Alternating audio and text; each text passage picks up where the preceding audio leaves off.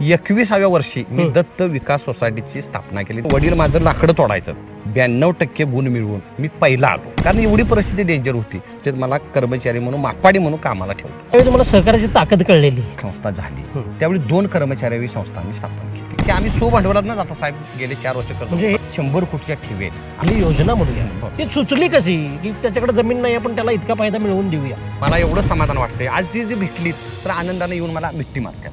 उद्योग उभा करण्यासाठी तुमच्याकडे काय योजना आहेत? आज कितीतरी शेतकरी बँका टाकून आमच्याकडे यायला लागला. काय होते जे जाणार जो ओघ होता विद्यार्थ्यांचा तो गगनबावडा तालुक्यात बऱ्यापैकी स्टॉप झाला आणि हातात पैसे काहीच नसतात, कुठल्या बँका कर्ज द्यायला तयार होते. अशा वेळी तुम्ही धावून जात. आणि त्यावेळी माझ्या लक्षात आलं की आपण एक स्वतः तालुक्यासाठी एक ॲम्ब्युलन्स घ्यायला पाहिजे. ध्येय वेड्या क्रिकेट वेड्या पोरांसाठी काय करायचं तुमच्या डोक्यात? शंभ्या नेत्यांनी केलेला सहकार त्याला आयुष्यभर माझा शालूटच असणार. त्या गगनबावडा तालुक्यामध्ये एक संस्था स्थापन होते आणि जिल्ह्याभर त्याच्या शाखा पसरतात. बरोबर. ही किमया कशी झाली आणि गगनबावडाकरांना याचं काय वाटतं? त्याच्यामध्ये थक्क करणारा हा प्रवास आहे खरं तर. कारण तेवढी मला ताकद या तालुक्यात दिली. एवढी का तळमळ आहे तुम्हाला लोकांच्या? भविष्यात साहेब महिला बँक हे 100% माझ्या डोक्यात फिजेल. लोक तुमच्याकडे आशेनं बघतात. तुमचा विचार काय आहे? पश्चिम महाराष्ट्र आणि सहकार हे एक अतूट समीकरण आहे. म्हणजे पश्चिम महाराष्ट्राचं राजकारण, समाजकारण, अर्थकारण हे सहकाराभोवती गुंफलेलं आपल्याला दिसतं. आणि या पश्चिम महाराष्ट्रातला एक अत्यंत महत्त्वाचा जिल्हा म्हणून कोल्हापूरची ओळख आहे. कोल्हापूरवर सुद्धा सहकाराचं प्रचंड मोठं गारुड आहे. गेली कित्येक दशकं इथं सहकाराची चळवळ जोमानं उभी आहे आणि त्याच सहकाराच्या जोरावर इथलं राजकारण चालतं, इथलं अर्थकारण चालतं. कोल्हापूरमध्ये सहकारी साखर कारखाने, सहकारी दूध संस्था आणि सूतगिरण्या यांच्या माध्यमातून शेतकऱ्यांच्या दारामध्ये थेट समृद्धी आणण्याचं काम गेल्या कित्येक काळात या सहकारी चळवळीच्या माध्यमातून चाललेलं आहे. ही सहकार चळवळ चालवत असताना शेतकऱ्यांच्या आर्थिक परिस्थितीबरोबरच त्यांना सामाजिक भान देणं, त्यांच्या सांस्कृतिक उन्नतीमध्ये योगदान देणं ही सुद्धा कामं सहकाराने केलेली आपल्याला दिसतात. सध्या मी गगनबावडा तालुक्यामध्ये आहे आणि इथल्या एका व्यक्तिमत्वाला भेटणार आहे, इथल्या एका अवलियांना भेटणार आहे, ज्याने गेली कित्येक दशकं सहकार चळवळ चालवलेली आहे. सहकार चळवळीच्या माध्यमातून शेतकऱ्यांच्या दारामध्ये समृद्धी आणण्याचं काम त्यांनी केलेलं आहे आणि त्याचबरोबर शेतकऱ्यांना आत्मविश्वास देणं आणि त्यांच्या शेतीला आधुनिकतेकडे नेण्याचं कामसुद्धा त्यांनी केलेलं आहे. आज या व्यक्तिमत्वाला मी भेटणार आहे डिजिटल कोल्हापूरवर. नमस्कार, मी राहुल सडोलीकर आणि थोड्याच वेळात मी जाणार आहे विलास पाटील यांना भेटायला आणि जाणून घेणार आहे त्यांचा सहकाराचा प्रवास. विलास पाटलांनी सहकाराच्या माध्यमातून इथल्या राजकारणावर, इथल्या समाजकारणावर एक मोठं गारुड निर्माण केलं. ते नेमकं काय आहे आणि त्यांचा प्रवास नेमका कुठून सुरू झाला आणि या प्रवासामध्ये त्यांच्या सोबतीला कोण होतं, त्यांची जडणघडण कसं झाली हे मी जाणून घेणार आहे. गगनबावडा तालुक्यातला शेती, पशुपालन आणि सहकार याबद्दल मी त्यांच्याशी बोलणार आहे. तुम्ही माझ्यासोबत राहा डिजिटल कोल्हापूरवर. अशाच नवनवीन अपडेट्ससाठी डिजिटल कोल्हापूर चॅनलला सबस्क्राईब करायला विसरू नका. नमस्कार, मी राहुल सडोलीकर आणि डिजिटल कोल्हापूरमध्ये आपलं स्वागत. कोल्हापूर जिल्ह्याच्या सहकारी संस्थेची, सहकाराची एक मोठी इतिहासाची मांडणी आज मी करणार आहे.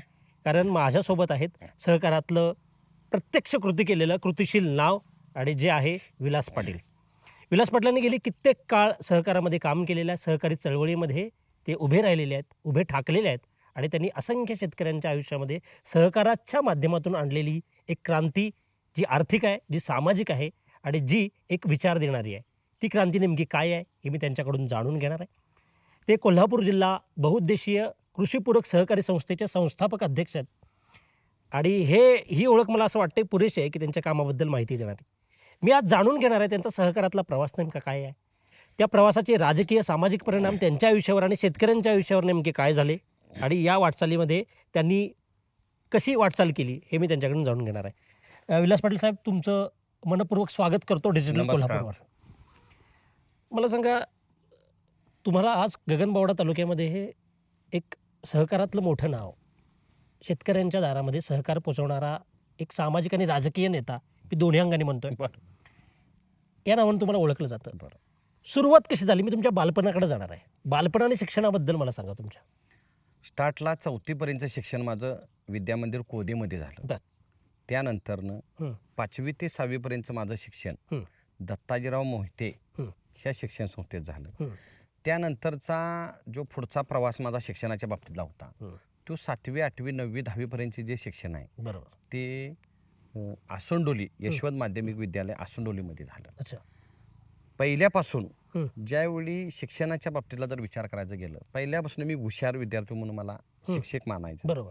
गावातली सर्व मंडळी मानित आहेत की बाबा हे कुठेतरी विशाल विद्यार्थी आणि वेगळं काहीतरी करल. शैक्षणिक प्रगती चांगली होती. हा लोकांच्या अपेक्षा भरपूर माझ्याकडून होत्या. मी 5वीला प्रथम आलो. त्यानंतर 6वी 7वी 8वी ह्या 3 वर्षात मी 2 नंबरला एकदा गेलो, एकदा 3 नंबरला गेलो. आणि 10वीला यशवंत माध्यमिक विद्यालयामध्ये 92% गुण मिळवून मी पहिला आलो. त्यानंतर समाजाची बघण्याची माझ्याकडे जो दृष्टिकोन होता, उदाहरणार्थ गावाचा होता, भागाचा होता, तो वेगळा झाला. आणि पहिल्यापासून स्वभाव माझा लाजवाळ होता. म्हणजे स्टार्ट बसणं ठीक आहे. तुम्ही गावात कुठेही विचारू शकता. माझ्याबरोबरचं जे मित्र आहेत त्यांना पूर्ण लाजाळू. मला वाटतं की गावात तरी मी साधारण 10वी पर्यंत 30% लोकांच्या ओळखी जाऊ. कारण घरातनं ज्यावेळी मी प्रवास माझा असायचा त्यावेळी घराच्या बॅकसाईडनं मी चालत जायचो, लोकांसमोर जायला एवढा मी लाजाळू होतो. मग माझ्या बहिणी मला म्हणायच्या एवढा कसा काय तू लाजाळू. माझं मित्र म्हणायचं. खरं ते स्वभावावर काहीच औषध नाही. त्यामुळे एवढा माझा लाजाळू स्वभाव होता. फक्त 10वीला ज्यावेळी मी टक्केवारीत 92% गुण मिळून पहिला आलो, त्यानंतर लोकांचा बघण्याचा दृष्टिकोन एवढा माझ्यावर, चांगल्या अपेक्षा लोकांच्या वाढल्या की बाबा हे काहीतरी करून द्यावं. आणि त्यानंतरनं मधला 10वी झाल्यानंतरनं माझं शिक्षण बंद करायचं वडिलांनी ठरवलं. हुशार विद्यार्थी असताना सुद्धा पर्याय नाही ना. कारण वडील माझं लाकडं तोडायचं. लाकूड तोडल्यानंतर ती गाडी भरायचं. म्हणजे बैल होती आमची. ती लाकडं विकून आमचा उदरनिर्वाह चालवायचा. म्हणजे अत्यंत गरीब परिस्थिती, पूर्ण गरीब परिस्थिती. माझ्या 4 बहिणी, 3 बहिणी वडिलांनी दिल्या. एकच बहीण माझ्या नंतरची आहे. ती बहीण लहान. ती बहीण आणि आम्ही असायचो. आणि माझा प्रवास ज्यावेळी 10वी झाल्याच्या अगोदर वडिलांनी त्या 3 बहिणींनी दिलते. त्यानंतरचा काळ एवढा अडचणीचा वाटला की आमचं ते जमायचं नाही. मग शिक्षणाला होणारा खर्च आहे तो खर्चच निभावायचा नाही. म्हणून वडिलांनी निश्चय घेतला की तू आता शाळा बंद करायची. आणि त्यावेळी रेडिओ होतं आमचं. मला तुम्हाला सांगेन एक प्रश्न इथं विचारायचा आहे. आपला मुलगा हुशार आहे, त्याला 92% पडतात हे माहीत असून सुद्धा फक्त परिस्थितीमुळे त्यांना तुम्हाला शिक्षण, पूर्ण परिस्थितीने वडिलांची वैचारिक पातळी तेवढी. त्यानंतरचा काळ माझ्या जीवनाला एक कलाटणी अशी मिळाली की KG पाटील सर म्हणून पणुतरचं यशवंत माध्यमिक विद्यालयाला शिक्षणासाठी ते मला शिक्षण देते. आणि पवार सर म्हणून आहेत. त्या दोघांनी येऊन एवढी पप्पांनी आमच्या वडिलांनी विनंती केली की बाबा विद्यार्थी हुशार आहे, तुम्ही याचं शिक्षण का बंद करायला लागले सांगा. तर म्हणले परिस्थितीच आमची नाही. त्यानंतर तिने काय केलं, थोडं एक जणांना 2,000 रुपये एका शिक्षकांना आणि एका शिक्षकांना 5,000 रुपये असं माझ्या हातात घातलं. आणि मग मी 11वीला फक्त ॲडमिशन घेतलं. शाळेला कधी त्यानंतर जायचं मला घडलंच नाही, कारण एवढी परिस्थिती डेंजर होती. मग गावकऱ्यांनी सगळ्यांनी मिळून बाबा हा विद्यार्थी हुशार आहे, याला उदरनिर्वाहासाठी याला कुठेतरी रोजगाराची संधी उपलब्ध द्यायला पाहिजे. म्हणून ज्ञानोरावजी पाटील आणि नानोरावजी पाटील ह्या गावातल्या 2 व्यक्तींनी माझी निवड करून दूध संस्थेत मला कर्मचारी म्हणून मापाडी म्हणून कामाला ठेवलं. गावातल्या दूध संस्थेत. दूध संस्थेत कामाला ठेवल्यानंतर त्यांच्या लक्षात आलं की बाबा विद्यार्थी हुशार आहे, लोकांच्या सेवेत कार्यरत कायम असतोय. आणि त्यावेळी काय व्हायचं, दुधाची बिलं ही ऑफिसमधनं घेऊन जायची लोक. मी एक वेगळी कला केली की बाबा कुठंतरी लोकांना प्रवाहात आणावं, लोकांचा माझ्यावर विश्वासार्हता वाढावी. त्यासाठी मी दूध बिलांचं पाकिट करायचो आणि घरपोच करायचो. घरी नावून द्यायचो. संस्थेत लोकांना कुठल्याही नाही. मग त्याचा रुपयाचा हिशेब असताना एवढा पारदर्शक मी द्यायचो. लोकांचा एवढा विश्वासार्हता माझ्यावर मोठी झाली की तिने विकास सोसायटीत परत मला क्लार्क केला. 200 रुपये मापाडी म्हणून मला पगार होता महिन्याला, आणि इकडे 500 रुपये केला. असं 300 रुपये पगार वाढला. असं ती पगार नाही, विकास सोसायटीत 500 केला प्लस तिकडे आणि इकडे 200, असा 700 रुपयेवर माझा उदरनिर्वाह बऱ्यापैकी माझा चालत गेल्यानंतर एवढं माझा म्हणजे गावाने एवढा ॲक्सेप्ट केला की एवढी मोठी विश्वासार्हता तिने वाढवली. त्यामुळे माझा प्रवास एवढा फास्ट गेला की मला वाटायला लागलं की बाबा खरोखरच एवढा लोकांनी विश्वास माझ्यावर ठेवलाय, तर आपण काहीतरी लोकांचं करायला पाहिजे. आपण काहीतरी लोकांचं देणं काहीतरी आपल्या उपकाराचं ओझं ते कुठल्या ना कुठल्या माध्यमातून लोकांच्यावर आपण अटॅचमेंट व्हायला पाहिजे. आणि वयाच्या 21व्या वर्षी मी दत्त विकास सोसायटीची स्थापना केली. त्याचा संस्थापक चेअरमन मी आहे. अच्छा, तुम्ही स्थापना केली नवीन विकास सोसायटी. तेव्हा तुमचं वय किती होतं? 21 वय. 21 वर्षाच्या वयामध्ये तुम्ही संस्थापक चेअरमन विकास सोसायटीचा त्यावेळी मी झालो. अच्छा. आणि एवढी संस्था ती डेव्हलप केली चांगली की लोकांच्या एवढ्या प्रवाहात मी आलो की लोकांनी एवढा विश्वास दावला की आजूबाजूच्या भागातली लोक सुद्धा माझ्याकडे कनेक्ट व्हायला लागली. त्यावेळी तुम्हाला सहकार्याची ताकद कळाली, लक्षात आली माझ्या. दुधातनं जी होणारी ताकद दूध संस्थेतनं आणि विकास सोसायटीत मी क्लार्क होतो त्यातनं निर्माण होणारी ताकद. मग राजकीय घटनेतनं काय नाही, वेळेत सभासदांना कर्जपुरवठा मागोपुढं घ्यायचा. मग कुठंतरी बाबा आपल्या हक्काची एखादी संस्था असली तर अटॅचमेंट आपली राहिली तर लोकांची नस ओळखून पाहिजे त्यावेळी त्यांना कर्जपुरवठा वेळेत दिला तर शेतीमध्ये एवढं उत्पन्न वाढतंय हे त्यावेळी माझ्या लक्षात आलं. बरोबर. म्हणून दत्त विकास सोसायटीची मी स्थापना केली. अच्छा, ही सुरुवात अशी झाली. सुरुवात म्हणजे अशी. आता कोल्हापूर जिल्हा बहुउद्देशीय संस्था जी आपली सहकारी संस्था आहे जिल्ह्याची, त्याचे तुम्ही संस्थापक अध्यक्ष आहात. त्याची सुरुवात ही अशी झालेली आहे. सहकाराचं मर्म तुम्ही ओळखलं होतं, हा, सहकाराची मर्म. ताकद तुम्ही ओळखली होती. होय होय. आता हे सगळं करत असताना लोकांशी कसं तुम्ही कनेक्ट होत गेलात? काय झालं, दत्त संस्था विकास सोसायटी स्थापन झाल्यानंतर लोक भागातली अटॅचमेंट माझ्याकडे व्हायला लागली. हं. त्यानंतर माझ्या लक्षात आलं की विकास सोसायटीचं कार्यक्षेत्र हे गाव मर्यादितच असतं. हं. मी त्यावेळी तालुक्याचं कार्यक्षेत्र त्यावेळी सहकार अधिकाऱ्यांच्या बरोबर विनंती करून हं. बाबा ही प्रवाहातनं लोक जी प्रवाहाच्या बाहेर आहेत त्यांना प्रवाहात आणायचं म्हटलं तर स्थानिक विकास सोसायट्या वेळेवर म्हणजे काही ठिकाणी एवढ्या गगनबावडा तालुक्यात संस्था चांगल्या चालल्यात हं. की एवढा ग्रामीण भाग असून सुद्धा वेळेवर लोकांनी कर्जपुरवठा करतात. हं. तर काही राजकीय द्वेषापोटी काही संस्था ॲडजस्टमेंट सूडबुद्धीनं. हां सूडबुद्धीनं सभासदांना वेळेत कर्जपुरवठा करायचा नाही म्हणून मी कार्यक्षेत्र त्याचं 5-6 गावांचं कार्यक्षेत्र वाढवून घेतलं. हं. आणि त्या माध्यमातून निवडे म्हणा, वेसर्डे म्हणा, आसोडोली म्हणा, तळीये म्हणा, हं. कोदे खुर्द, कोदे बुद्रुक एक 5-6 गावांचं कार्यक्षेत्र वाढवून हं. मी त्या दत्त विकास सोसायटीतनं लोकांनी कर्जपुरवठा करायला लागलो. मग एवढ्यावर लोक भागली नाही. ज्यावेळी ह्यो प्रवाह भागात ज्यावेळी तयार झाला हां. त्यावेळी पन्हाळा, शाहवाडी, राधानगरी बरं. ह्या तालुक्यातली लोक माझ्याकडे यायला म्हणजे तुम्ही लागली. गाव सोडून आजूबाजूला गेलात आणि तालुक्यांमध्ये पण हां, गेलात बाजूच्या. मग मर्यादा कार्यक्षेत्राची असल्यामुळं त्या हं. संस्थेत मी त्यांना कर्जपुरवठा देणं अवघड झालं. हं, हं. मग गगनबावडा तालुका सहकारी पतसंस्थेची मी स्थापना केली. हं. ती स्थापना केल्यानंतर शेती कर्जाचा पुरवठा त्या संस्थेतनं करणं अवघड होतं. हं, हं.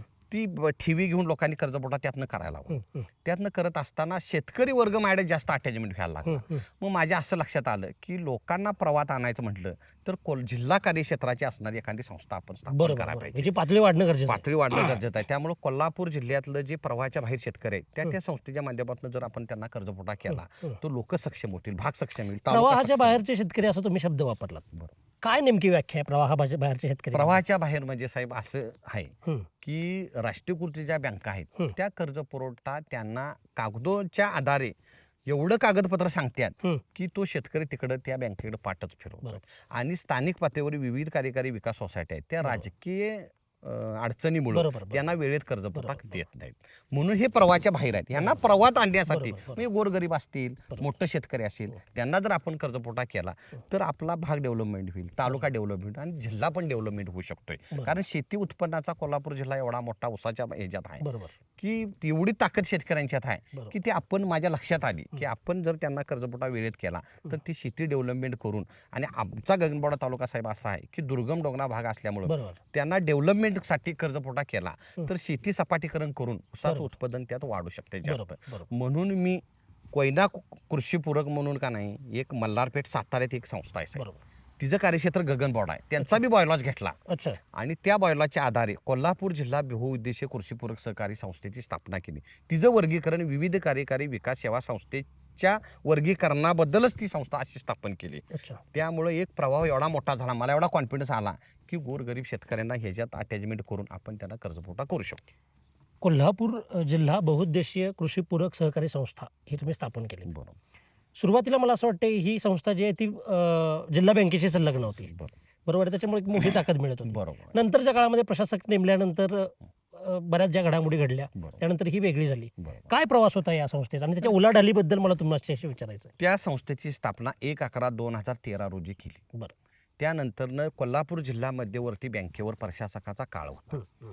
जी मेन नाडी असते आपली कोल्हापूर जिल्हा मध्यवर्ती बँकेची तिथं अर्थव्यवस्थेची हां, नाडी आहे. प्रशासकाचा काळ असल्यामुळं बरोबर. आम्हाने तिथं कर्जपुरवठा त्या संस्थेला नाकारला गेला. हं. कारण गाव मर्यादित असणारं कर्जपुरवठा तुम्ही जिल्ह्याला कसा आम्ही देऊ शकतोय, बरोबर. कारण स्थानिक विकास सोसायटींच्या अडचणी निर्माण होतील. बरोबर. तर आम्ही त्यांना एवढी विनंती केली प्रशासकाच्या त्यावेळी काळात की जे प्रवाहाच्या बाहेर साहेब शेतकरी आहेत त्यांना आम्ही देणार आहे कर्जपुरवठा, जे विकास सोसायटीला जे बांधील सभासद आहेत त्यांना आम्ही देणारच नाही, बरोबर. कारण दुबार कर्जपुरवठा होऊ शकतोय ना. बरोबर, बरोबर. त्यामुळे जे प्रवाहाच्या बाहेर शेतकरी आहेत ज्यांना कोण देत नाही कर्जपुरवठा त्यांना आमच्या संस्थेची अटॅच करून आम्ही देणार आहे. पण त्या प्रशासकाच्या काही आमचं ऐकलं नाही. हं. त्यानंतरनं जी संचालक बॉडी अस्तित्वात आली, हं. मग चेअरमन आता मुश्रीफ साहेब आहेत, त्या माध्यमातून त्यांना विनंती केली त्यांनी आम्हाला मध्यम मुदतसाठी कर्जपुरवठा साहेब केला. त्यांचा आधार घेऊन आम्ही 7-8 वर्षात एवढी मोठी संस्था साहेब केली. आज तिच्या 100 कोटीच्या ठेवी आहेत. आम्हाला जिल्हा मध्यवर्ती बँकेकडे सुद्धा आता त्यांचा आम्ही आयुष्यभर उपकार विसरणार नाही. आता त्यांच्याकडे जाय सुद्धा आम्हाला गरज नाही, कारण एवढ्या आमच्या ठेवी वाढल्यात की आम्ही भांडवलातच आता साहेब गेले 4 वर्ष कर्ज म्हणजे हे शेतकऱ्यांच्या ठेवीमधनं जाता कर्ज जिल्हा मध्यवर्ती बँकेचं ज्यावेळी प्रथमतः जे कर्जपुरवठा दिलता तो पूर्ण त्यांचा आम्ही नील केला. आता आम्ही जिल्हा मध्यवर्ती बँकेचं काही देणं नाही. आम्ही भांडवल तयार करून जसा कर्जपुरवठा पीक कर्जाचा 0% आहे तसाच आम्ही आमच्याकडे धोरण करून आम्ही 0% व्याजदरानंच तुम्ही कर्जपुरवठा आम्ही देतो. मला तुमच्या या प्रवासाबद्दल सांगायचं, थक्क करणारा हा प्रवास आहे खरं तर. एकतर इंडिपेंडेंटली आता ही संस्था उभी राहिलेली आहे. सुरुवातीच्या काळामध्ये आपण जिल्हा बँकेकडनं कर्ज घेतलं. राज्य शासन आणि कोल्हापूर जिल्हा आपली जी मध्यवर्ती बँक आहे यांचं कसलंही कर्ज आता या संस्थेवरती नाही. अजिबात. मला सांगा, संस्थेची सुरुवात केली तेव्हा ती काय उलाढाल होती आणि आता तिचा प्रवास कुठेपर्यंत आला आर्थिकदृष्ट्या मी विचारतो. बरोबर. स्थापन ज्यावेळी साहेब संस्था झाली त्यावेळी 2 कर्मचाऱ्यावी संस्था आम्ही स्थापन केली आणि त्यावेळीचा पहिल्या वर्षी आम्हाला साधारण 22 ते 25 लाखाच्याच ठेवी होत्या. आज आम्ही साहेब 98 कोटीच्या ठेवी पास केल्यात, म्हणजे 100 कोटीकडे आज आम्ही निघालोय. आणि कर्ज पुरवठा आमचा 73 कोटीचा कर्ज पुरवठा आहे. अरे बापरे. हा सगळा कर्ज पुरवठा शेतीशी निगडीत आहे. आणि त्याला जोड म्हणून जे शेतकरी साहेब गोल्ड लोनसाठी मग फायनान्स कंपनीकडे जात्या, सोनारांच्याकडे जात्या, त्यांना आमच्या प्रवाहात आणून कमी व्याजानं कर्ज पुरवठा गोल्ड लोनचा एक आम्ही त्यात करतो. गोल्ड लोनचा पुरवठा सुद्धा करतो. आणि शेती आधारित मोटरसायकल बसणं, घर बांधणी बसणं, जमिनी घेण्यापासून सर्व कर्ज पुरवठा आमच्या कृषीपूरक संस्थे माध्यमातून आम्ही करतो. मला हा तुमचा प्रवास हा अतिशय मोठा वाटतो, क्रांतिकारक वाटतो. कारण सहकाराच्या क्षेत्रामध्ये काम करत असताना तुम्हाला त्यातल्या मेखा कळत गेल्या की काम कसं केलं पाहिजे, लोकांचे कसं कनेक्ट झालं पाहिजे. शेतकरी हा असा एक घटक असतो जो अत्यंत कष्टातून स्वतःचा संसार आणि राज्य उभं करत असतो, असं माझं मत आहे. राष्ट्र उभं करत असतो. बरोबर. आणि म्हणूनच लाल बहादूर शास्त्रींनी जय जवान जय किसान असं म्हटलेलं आहे. शेतकऱ्यांच्या दुःखांना, व्यथांना बऱ्याचदा राज्यकर्ते जुमानत नाहीत. बरोबर. हे दुर्लक्ष करतात, हे आपण मान्यच केलं पाहिजे. बरोबर. ही दुःख तुम्ही बघितलीत, कारण तुम्ही स्वतः शेतकरी शेतमजूर कुटुंबातले आहात. बरोबर. काय बदल झाला शेतकऱ्यांच्या आयुष्यामध्ये जेव्हा तुम्ही डोळसपणे जेव्हा बघता पाठीमागे, जेव्हा सिंहावलोकन ज्याला आपण म्हणतो, मी जिथून सुरुवात केली तिथं शेतकरी कसा दिसत होता मला आणि आता माझ्या समोर असणारा शेतकरी कसा आहे, काय वाटतं? एखादं उदाहरण सांगू शकाल? हे बघ, आम्ही ज्यावेळी ज्या शेतकऱ्यांना मी कर्जपुरवठा साहेब स्वतः केला, तर मी एक उदाहरण म्हणून तुम्हाला सांगतो. बाळू भागोजी पाटील म्हणून आसंडोतला एक माझा शेतकरी आहे. तो शेतकरी एवढा कष्टकरी होता की त्यांना वेळेत कर्जपुरवठा मिळत नसल्यामुळं त्याचं शेती उत्पन्न टप होतं. ज्यावेळी ते माझ्या कृषीपूरक संस्थेला अटॅच झालं त्यावेळी साहेब त्यांना ज्यावेळी मी कर्जपुरवठा करायला सुरुवात केली, त्यांची असणारी मुलं, कारण ते 2 भाऊ आहेत, बाळू भागोजी पाटील आणि आनंद भागोजी पाटील, त्यांना असणारी मुलं, त्यांना 2 मुलं आहेत, ह्यांना 1 मुलगा आहे. त्यांचं शिक्षणाची एवढी अडचण होती आणि शेती उत्पन्न करायचं त्यांना त्याच्यापेक्षा अडचण होती. बऱ्याच बँकांना ते फिरून आलं, बऱ्याच सहकारी संस्थेनं ते जाऊन आलं, कुणीही त्यांना उभं केलं नाही. मी त्यांची नस ओळखली. खरोखर बाबा हा शेतकरी कष्टाळू आहे. त्यांना त्यांच्या क्षेत्राप्रमाणे, त्यांच्या जमिनीप्रमाणेच मी कर्जपुरवठा केला आहे. मी काय प्रवाहाच्या बाहेर जाऊन त्यांना काय केलं नाही. फक्त काय केलंय, वेळेत दिलं. वेळेत दिल्यामुळे तिने काय केलं, त्यांची एक 10 एकर साहेब शेती आहे. 10 एकर शेतीला एवढी तिने डेव्हलपमेंट केली, म्हणजे बागायतमध्ये 5 एकर होती, नंतर 2 एकर तिने तयार केली, नंतर 3 एकर तयार केली आणि टोटल 10 एकर आज जमीन त्यांची. एवढं ते ऊस काढतात. आज 300 टन साहेब ऊस काढतात. 300 टन ऊस आज ती स्वतः काढतात. मी त्यांना कर्जपुरवठा वेळेत केल्यामुळे त्यांची 2 मुलं इंजिनिअरिंगला आहेत साहेब. एक मुलगा 65,000 पगार घेतो, एक मुलगा 75,000 एक पगार घेतोय. आणि एवढं ते कुटुंब झाले. मी त्या कुटुंबाला बघितले की मला एवढा आनंद वाटतोय. ती मला म्हणतात की साहेब तुमच्यामुळे, खरं माझं नाही म्हणतो, तुमचं कर्तृत्व आहे, तुम्ही कष्ट केलं जा. मी तुम्हाला वेळेत कर्जपुरवठा केला, एवढं तुम्ही केलंय, बाकी मी तुमच्यावर काय उपकार समाधान वाटतंय. मला एवढं समाधान वाटतंय. आज ती जी भेटलीत तर आनंदाने येऊन मला मिठी मारतात. मला तुमच्यामुळे आमचा कुटुंब झालाय. आज रोजी साहेब गेले 2 वर्षे 1ही रुपये ती कर्जपुरवठा माझ्याकडे घेत नाहीत, कारण ती कर्ज नील झालं त्यांचं, पूर्ण नील झालं. त्यांचा आकडा आता सध्या त्यांच्याकडे ट्रॅक्टर आहे, 4 व्हीलर गाडी फिरवते. त्या कुटुंबाला खरोखर तुम्ही जर भेट देत असाल तर मी सांगण्यापेक्षा ती माझ्या पलीकडे जाऊन तुम्हाला सांगते. हा एक विषय माझ्या कायमस्वरूपी लक्षात राहणार आहे. आणि केरबा पांडुरंग पाटील म्हणून हा एक माझा मित्रच आहे. तो खरं तो शेती प्रवाहात एवढी त्याला आवड होती, खरं त्याला 1 गुंठा जमीन सुद्धा नव्हती साहेब. मग तो करणार काय? मग त्यानं काय केलं, लोकांच्या जमिनी कराराने घ्यायला लागला तो. आणि करारान जमीन त्यांच्याकडे जराही जमीन नव्हती. हे आज सुद्धा त्याकडे 1 गुंठा जमीन नाही. आज सुद्धा नाही साहेब. फक्त तो आता सध्या 80 एकर साहेब जमीन करतोय तो. काय सांगतो? होय. गगनबावडा त्यांच्याकडे स्वतःची जमीन नाही, 1 गुंठा नाही साहेब. आज त्याकडे 80 एकर जमीन ती लोकांची करतोय. मग आमच्या गावातली 20 एकर आहे. ही जमीन करतात कशी लोकांची म्हणजे लोकांची करारान घेतात. अच्छा म्हणजे जे शेतकरी ज्यांना करण्याची अडचण भाडेपट्टीच्या निर्माण आहे, करार. भाडेपट्टी करारावर देतात. हं, मग जमीन 80 एकर असून करायचं काय? हं. त्यांना कर्ज पुरवठा मिळाला तर तो शेती डेव्हलप करणार बरोबर आहे. बरोबर मग कराराचं एक धोरण मी केलं की बाबा जो शेतकरी खरोखर चांगला आहे, खरं तिची करण्याची मानसिकता चांगली आहे, म्हणून कराराचं एक धोरण आम्ही संचालक बॉडीत आमच्या कोल्हापूर जिल्हा बहुउद्देशीय कृषी पूरक मध्ये तयार केलं बर की जे शेतकऱ्यांना डेव्हलपमेंट करण्याची मानसिकता चांगली आहे बरोबर त्यांना आपण कर्ज पुरवठा करूया आणि सुलभ कर्ज पुरवठा म्हणजे करूया. भूमिहीन शेतकऱ्यांसाठी ही योजना तुम्ही भूमिहीन आणली. शेतकऱ्या खरं पद्धती वेगळीच आहे. हं, हं. कायदा धरूनच आहे, कायदा सोडून काय साहेब नाही. फक्त नियम जे- पाहिजे काही नाही. नियम आहे काय नाही, फक्त जे कष्ट करतात हं. त्यांना आपण प्रवाहात आणून त्यांना उत्पन्नात वाढ करून हं. हे आमचं धोरण आहे साहेब. हं. त्यातनं त्यांना कर्ज पुरवठा आम्ही करतो. आज ते साहेब 1500 टन ऊस काढतात. तुम्ही 1500 टन 1500 एकही- टन एकही गुंठा जमीन नसणार 1500 टन ऊस काढतात. त्याची स्पेशल तुम्ही मुलाखत घ्या. माझं त्याबद्दल दुमत नाही. खरं एवढं त्याचा मला जो आनंद एवढा मिळतोय साहेब की माझ्या त्याच्यापेक्षा मला आनंद मिळतोय त्या शेतकऱ्याला बघितला की. ही जी तुम्ही आता एक क्लुप्ती काढलीत किंवा याला आपण एक चांगली योजना म्हणूया, बरोबर. ही सुचली कशी की त्याच्याकडे जमीन नाही आपण त्याला इतका फायदा मिळवून देऊया? ती सुचली त्या शेतकऱ्याच्या चेहऱ्यावर मला जाणवलं की बाबा अच्छा. ही जी करण्याची मानसिकता चांगली आहे, हं. त्यामुळे हे डोक्यात माझ्या आलं की काहीतरी आपण वेगळा अंगल द्यायला पाहिजे हं. आणि ते शेतकऱ्यांना चांगलं नियोजन देऊन प्रवाहात त्यांना आणायला पाहिजे. हे माझ्या डोक्यात गेले बरेच शेतकऱ्याचं मी बघतोय. हं, हं. त्यात मी कल्पना सुचली. हे मोठं उदाहरण तुम्हाला दिले. ह्या कराराव जमिनीवर साहेब 10-15 लोकांनी शेतकऱ्यांनी मी कर्ज पुरवठा असा अच्छा केला. म्हणजे असे बरेच शेतकरी बरे आहेत. बरे शेतकरी एक उदाहरण म्हणून मी तुम्हाला सांगितलं. अच्छा असे 50-100 शेतकरी साहेब आहेत. त्यानंतरनं आणि एक मला सुचलं की जे भूमिहीन आहेत त्यांना हं. भूमिहीन जमीन त्यांच्या नाव करण्यासाठी काय करायला पाहिजे. हं. तर जमीन घेण्यासाठी सुद्धा साहेब आम्ही कर्ज पुरवठा करतोय. बरं. 13 वर्षाच्या मुदतीत त्याला अच्छा. 1 वर्षाचा खरेदीसाठी जमीन. खरेदीसाठी हं. त्याला 1 वर्षाचा गिरसपेट देतोय. हं. मग त्यामध्ये सरदार आनंदाला 1-2 एकर मी जमीन दिली आहे. बरं. संभाजी दगडू पाटील म्हणून त्यांना 5 एकर जमीन दिली. हं. अनिल रंगराव पाटील म्हणून त्यांना 4 एकर जमीन हं. दिली. हं. असे कितीतरी उदाहरण आहे. त्यामुळे ती एवढी आनंदात आहेत. त्यांच्या नावाने आता जमिनी झालेल्या आहेत. हं. तिने जवळजवळ 2-2, 3-3 वर्ष त्याचा हप्ता फेडलेला आहेत आणि एक 2-4 वर्ष गेले की साहेब सगळं पूर्ण जमीन नील होणार आहे बरं. आणि ते कोट्याधीचं मालक होणार आहे साहेब. त्याचा आनंद एक मला वेगळाच आहे साहेब. इथपर्यंत हा, तुम्ही म्हणजे शेतकऱ्यांना करण्याजोगतं घेऊन आहे का, पण आपण ते ऑब्झर्वेशन करायला पाहिजे.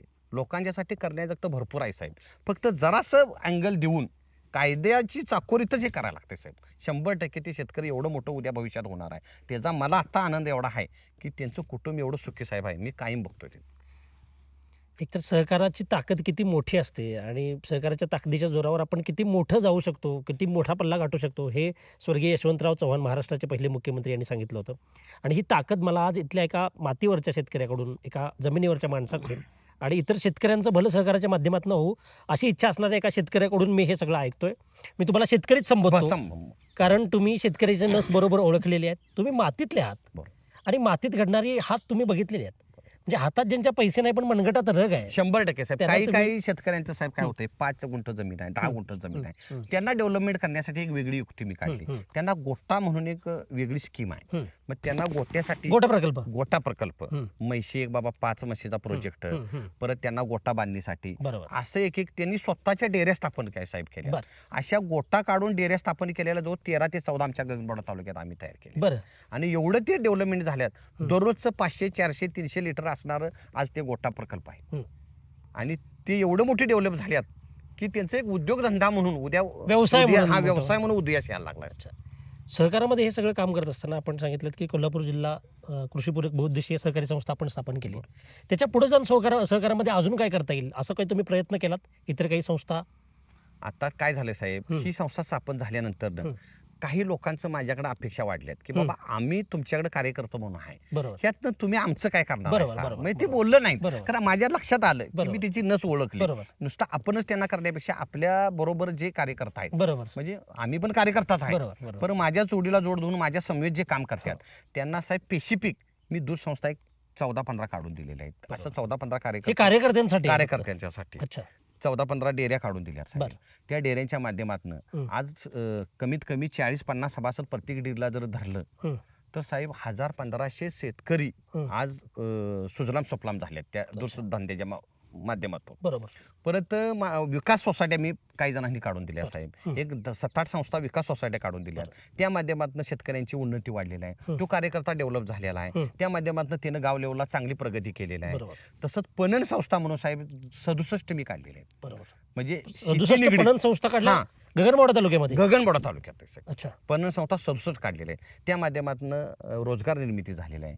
प्रत्येक संस्थेला साहेब 67 म्हणजे एक कर्मचारी आम्ही तिथं लावलेला आहे. बरं. डेऱ्यांच्या बाबतीत 15 डेऱ्या आम्ही स्थापन करून दिलेल्या आहे. बरोबर. त्यातनं 2-2 कर्मचारी लागलेले आहेत. तिथंच 30 कर्मचारी काम करत असतात. अच्छा.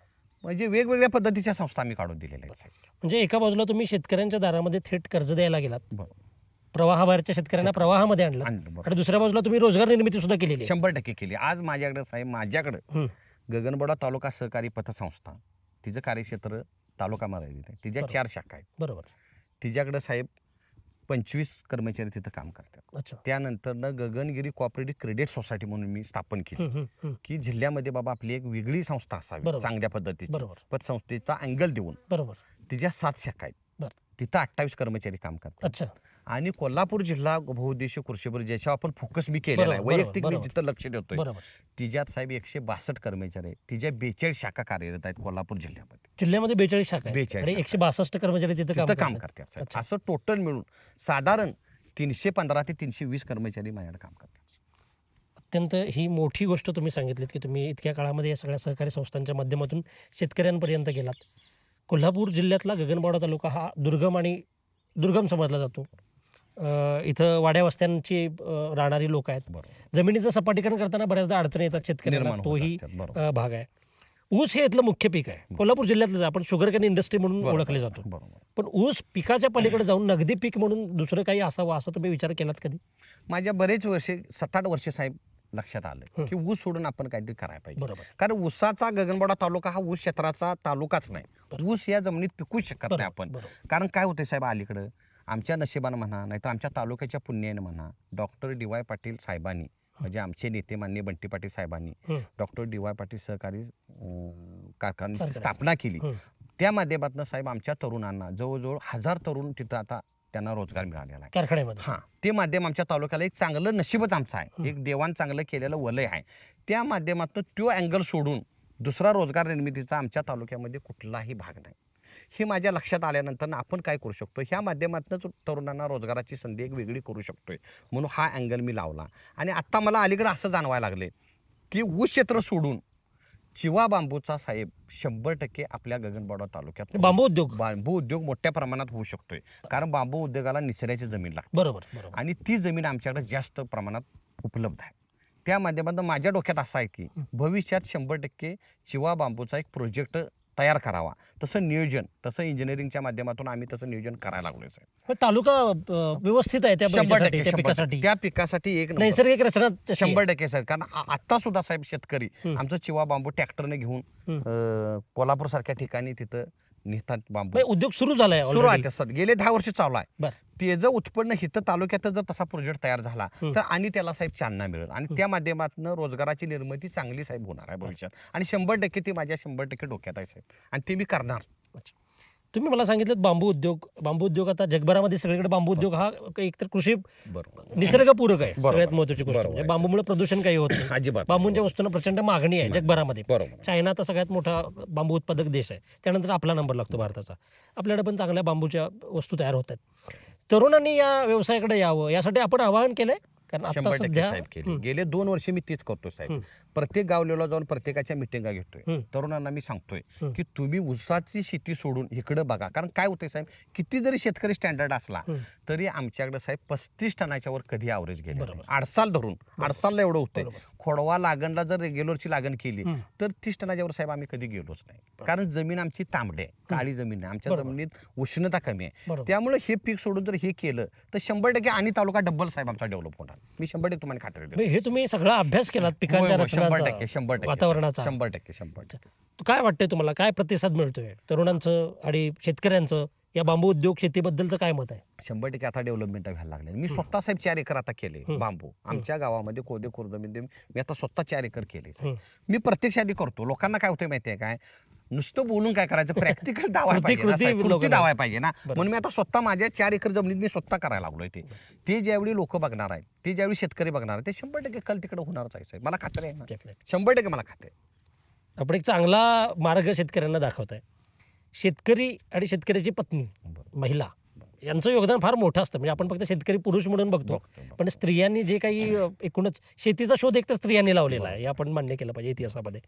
आणि शेतकऱ्याच्या पत्नीचं जे काही योगदान असतं त्याच्यात पूर्ण शेतीमध्ये, त्याच्या जडणघडणीमध्ये फार मोठं असतं. महिलांना बऱ्याचदा आर्थिक सगळ्या व्यवहारांपासून दूर ठेवलं जातं. ही सगळ्यात मोठी चूक आहे. महिलांना आर्थिक चाव्या हातात त्यांच्या दिल्या पाहिजे. आणि याच्याबद्दल मला असं वाटतं, मी जेव्हा माहिती घेतली तुमच्याबद्दल तेव्हा तुम्ही सांगितलं की नाही, महिलांना बचत गटाच्या माध्यमातून सुद्धा पुढे येण्याची संधी आम्ही दिली. हा विचार आला कुठून आणि तो कसा आला? काय होतंय, सहकारामध्ये साहेब काम करत असताना आम्ही पुरुषांनाच त्याचं प्राधान्य देत असतोय. महिलांना सुद्धा ह्याच्यात जर सिस्टीममध्ये आणायचं म्हणलं बरोबर. तर भविष्यात साहेब महिला बँक हे 100% माझ्या डोक्यात विजन आहे. तुम्ही महिला बँकेचं स्वप्न बघताय? गगनबावडा तालुक्यात महिला बँक मी स्थापन करणार आहे. 100% करणार आहे. त्या माध्यमातून रोजगार निर्मिती होऊन जसं मी 300-350 तरुणांना रोजगार दिलाय तसं महिला तरुणांना सुद्धा मी तरुणींना 100% रोजगार देणार आहे त्या माध्यमातून महिला बँक स्थापन करून. आणि त्याचं एक वेगळं भवन करणार आहे. एक सहकार भवन गगनबावडा तालुक्याला माझं डोक्यात आहे की जसं यशवंतराव चव्हाणांनी सहकाराची मूर्तमेढ टोटल महाराष्ट्रात सजवली, तसं गगनबावडा तालुक्यात सहकार भवन म्हणून मी टोटल एक वेगळं निर्माण करण्याचं माझं 100% भूमिका. इतका तुमचा सहकारावर विश्वास आहे? सहकारात 100%. सहकाराशिवाय साहेब पर्यायच नाही. तुम्ही कितीही बँका काढा, कितीही करा, सहकार कसं होतंय साहेब, अडचणींच्या माणसाला सहकाराशिवाय पर्यायच नाही. बरोबर. आम्ही बँका सुद्धा ऑब्झर्वेशन केल्यात. बँक आज कितीतरी शेतकरी बँका टाकून आमच्याकडे यायला लागल्या. काय होते, अलीकडच्या काळामध्ये गेलेल्या काळामध्ये सहकारावर कुठंतरी जरासं गालबोट लागलं तर ते आता सगळं पूर्ण निघालेलं आहे साहेब आता सध्या. कारण काय होतंय, लोकांच्या लक्षात आलंय सहकाराशिवाय पर्यायच नाही. कारण कसं होतंय साहेब, गेलेला ऊस वेळेत गेला, लोकांना कर्जपुरवठा जर वेळेत झाला, बँका काय होत्या जुनं भागल्याशिवाय नवीन देत नाही. बरोबर. आम्ही सुद्धा जुनं भागल्याशिवाय नवीन देत नाही, कायदाच धरून चालतो. बरोबर. फक्त त्याचं बाबा एक 50,000 रुपये गेल्या वेळी कर्जपुरवठा त्याला दिलाय आणि त्याचे एक 10,000 रुपये आता जमा झाले, तर आम्ही त्याला 5,000 रुपये चालते वाटा तरी देऊ शकतोय. बरोबर. ही सहकारात ताकद आहे. आणि सगळ्या नेत्यांनी केलेला सहकार त्याला आयुष्यभर माझा शॅल्यूटच असणार आहे त्या सहकाराला. एवढं मी यशवंतराव चव्हाणांचं नाव तुम्ही घेतलं. 100%. ती मुहूर्तमेढ यशवंतराव चव्हाणांनी महाराष्ट्राच्या सहकाराची रोवली आणि त्याची ताकद त्यांनी दाखवून दिली की किती मोठी ताकद आहे साहेब सहकार. फक्त आपण त्याकडे बघायला पाहिजे ते अँगल. बरोबर. त्या अँगल ती नजर तुमची हवी. हा बघायला पाहिजे. मी थोडंसं पुढे जातो. गगनबावडा तालुक्यामध्ये एक तर मी पुन्हा एकदा उल्लेख करतो की हा तालुका दुर्गम आहे, वाड्या वस्त्यांचा तालुका आहे. इथं शेती करताना किंवा डेव्हलपमेंट करताना, इंडस्ट्रियल डेव्हलपमेंटच्या बद्दल बोलतोय मी, ती करताना मोठ्या अडचणी येतात. इंडस्ट्रियल डेव्हलपमेंटला बाजूला सरून ही डेव्हलपमेंट कशी करता येईल, तुमच्या डोक्यात काय विचार काय आहे? आता सध्या अलीकडे साहेब गेले 3 वर्ष सहकाराला जरासं तुम्ही म्हणता त्या हिशोबात जर बाजूला सारायचं म्हटलं तर पर्यटनाची ह्या तालुक्याला जोड द्यायला पाहिजे.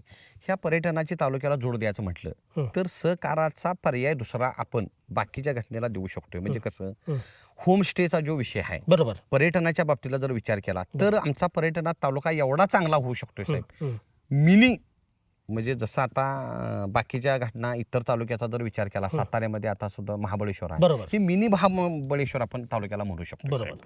म्हणजे त्या बाबतीला जर विचार करायचा गेला, म्हणजे सध्या मी विचार चालूच आहे, त्याच्यावर 2-3 आम्ही इंजिनिअरिंग ठेवलेलं आहे, त्याचा सर्वे चालू आहे तसा. मग त्याचं पहिलं पाऊल मी काय टाकलं, आमचे नेते माननीय सतीश उर्फ बंटी पाटील साहेबांच्या माध्यमातून आणि माजी जिल्हा सदस्य भगवान पाटील सरांच्या माध्यमातून पहिला पर्यटनाला निधी जवळजवळ 5 कोटीचा मंजूर आमच्या साहेबांनी केला. आणि ते गाव आमचं धरलं. 2.5 वर्षापूर्वी आमच्या गावानं ग्रुप ग्रामपंचायत साहेब आमचे कोदे खुर्द माझ्या मिसेसला म्हणजे शोभा विलास पाटलाला बिनविरोध गावात दिलं सरपंच पद. एवढंच नाही, 9 संचालक आहेत ते सुद्धा बिनविरोध दिलं, कारण तिने माझं काम भागलं, बाबा हे काहीतरी गावासाठी करील, हा भागासाठी काहीतरी करील, हे अपेक्षा ठेवून तिने मला बिनविरोध. तुमचं आधीचं काम त्यांनी बघितलेलं आहे, म्हणजे सहकाराचं काम बघितलंय. आता गावानंच मला ह्या सिस्टीम मध्ये आणलंय. बाकीच्या घटनेत स्थानिक स्वराज्य संस्थेत एक लोकांची अपेक्षा आहे, लोकांची इच्छा आहे की बाबा त्या स्थानिक स्वराज्य संस्थेत जर हिनी म्हणजे हे केलं, भाग घेतला तर वेगळं काहीतरी तालुक्यासाठी, भागासाठी, गावासाठी करू शकतात. म्हणून तिने मला सरपंच पद साहेब बिनविरोध दिलं. आता तुमच्या मिसेस सरपंच स्टँडिंग सरपंच आहेत, 2 वर्ष झालं. पहिला मी विषय काय केला, सरपंच पद बिनविरोध आल्यानंतर पहिला पर्यटनासाठी आमच्या गावाला साहेब निधी 5 कोटीचा मी मंजूर केला. 1,80,00,000 रुपये साहेब ते वर्ग झाले. आमचे आता कामं सुद्धा चालू आहेत. आता काम सुरू झाले, सध्या काम चालू आहेत, कमानी चालू आहेत. परत बाकीच्या बगीचा चालू आहेत. पर्यटनासाठी येणाऱ्या पर्यटनासाठी वेगवेगळे आम्ही सिस्टीम आता केलेले आहे. आमचा कोदे डॅम हा प्रसिद्ध आहे, त्या डॅमला लागून सगळ्या सुविधा आम्ही करायला लागलो. हे सगळं लक्षात आल्यानंतर आमच्या 8-9 वाड्या वस्ती आहेत साहेब. आम्ही खर्चातून म्हणजे लोकांच्या लोकवर्गणीतून प्रत्येक वाड्या वस्तीला आम्ही कमान केली. तुम्ही जाऊन प्रत्यक्ष बघू शकता. हे लोकांच्याही लक्षात आलं की पर्यटनामुळे आपल्याला रोजगार मिळू शकतो. रोजगार मिळू शकतोय. आणि आता सध्या माझं विजन असं आहे की आमच्या कोदे खुर्द म्हणा आमच्या भागातल्या काही लोकांना मी एकत्र महिन्या 2 महिन्यांना घेतोय की पर्यटनाची जर जोड दिली आपण तर आपण डेव्हलपमेंट चांगला होऊ शकतोय. मग पर्यटनाच्या लोकांच्यासाठी आपण बोलायचं कसं, येणारे जे पर्यटन असतात त्यांना साहेब सर्व्हिस चांगली दिली, त्यांच्यावर आपण जर चांगलं बोललो तर पुन्हा पर्यटन वाढणार. बिहेवियर फार महत्वाचं आहे. 100%. त्याचं शिक्षण आम्ही द्यायला लागलोय साहेब लोकांना.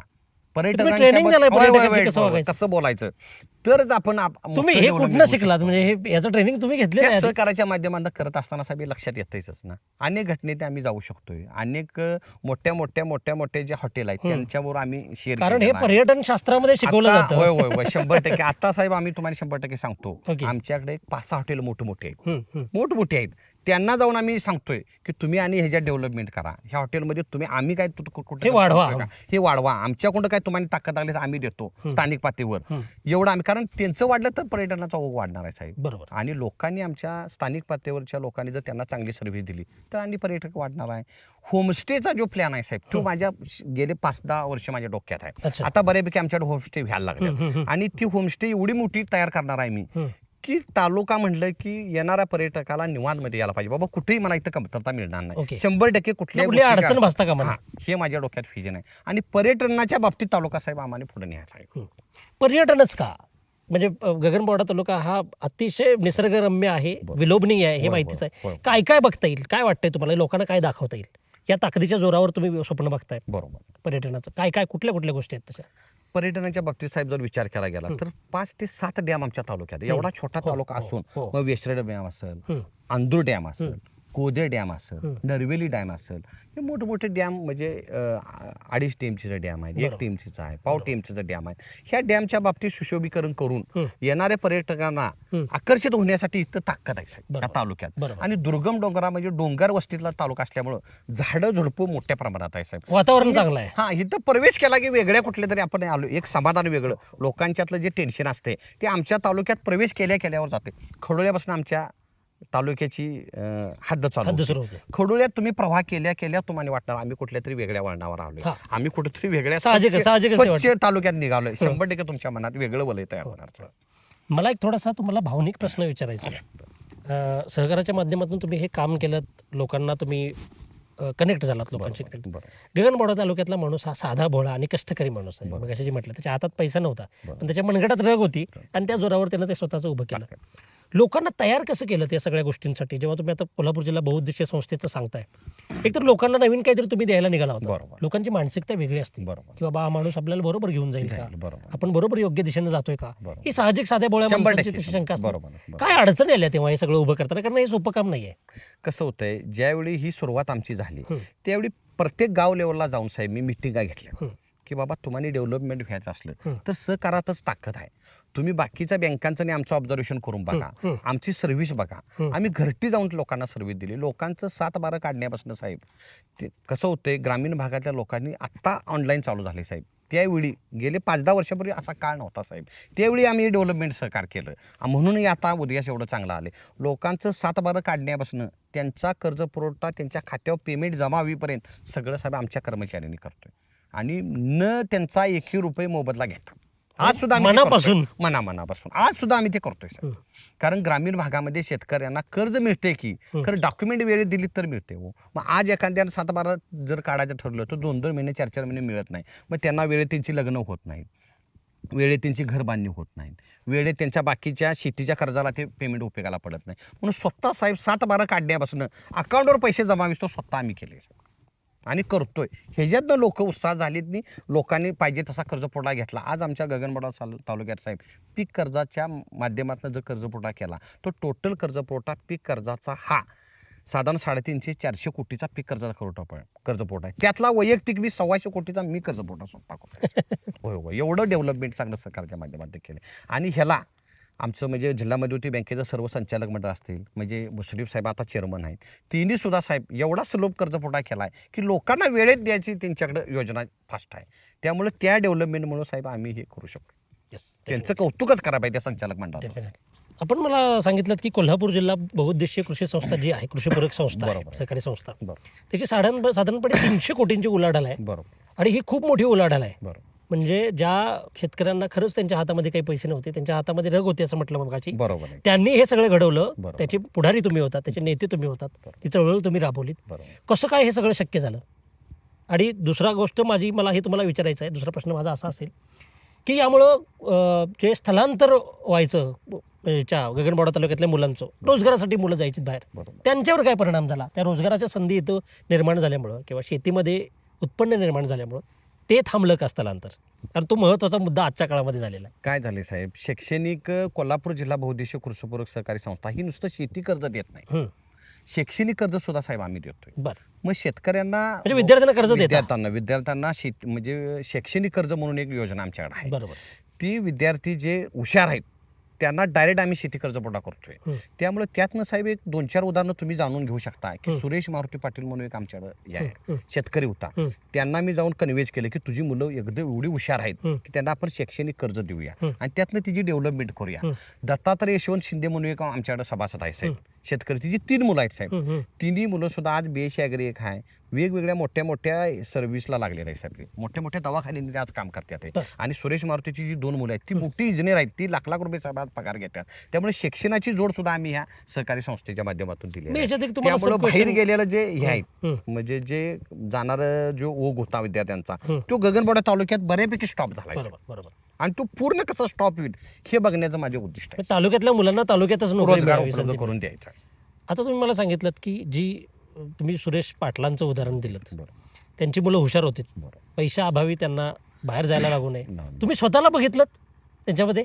तुमचं लहानपणी तुम्हाला? माझं शिक्षण त्या ह्याच्यामुळे थांबलं साहेब, आर्थिक नाडीमुळं. त्यामुळे मी त्यांना त्यात बघितलं. आणि भागातली मुलं मी साहेब स्वतः प्रत्येकाला दरवर्षी साहेब माझा एक कार्यक्रम असतोय की मुलांना प्रोत्साहन देण्यासाठी शिक्षणाची मुलांच्या पाठीवर जर आपण थाप मारली तर ते मोठ्या उमेदीने अभ्यास करून मोठा अधिकारी घडू शकतात. कारण आमच्या तालुक्यात ती साहेब ताकद आहे, आमच्या पाण्यात ताकद आहे ती गगनबावडा तालुक्यात. त्यामुळे दरवर्षी साहेब एवढा मोठा मी कार्यक्रम तालुक्याचा घेतो की प्रत्येकाचा सत्कार आम्ही त्या ठिकाणी करतोय. मग छोटं जरी शिल्ड दिलं तरी त्यांच्या पाठीवर जी थाप मारतो त्यांच्या आई वडिलांना ते आनंद असतो त्यावेळी आम्ही बघत असतोय साहेब. त्यामुळे मला सुद्धा त्याचा उत्कृष्टपणा एवढा आनंद होतो त्या विद्यार्थ्यांच्या पाठीवर थाप मारायला, एक वेगळं समाधान साहेब मिळतं त्या.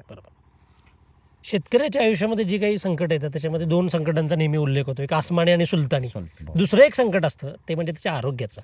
प्रचंड मेहनत करणारा शेतकरी कधीतरी कुठल्या तरी आजाराला बळी पडतो आणि हातात पैसे काहीच नसतात, कुठल्या बँका कर्ज द्यायला तयार होत नाहीत. अशा वेळी तुम्ही धावून जाता?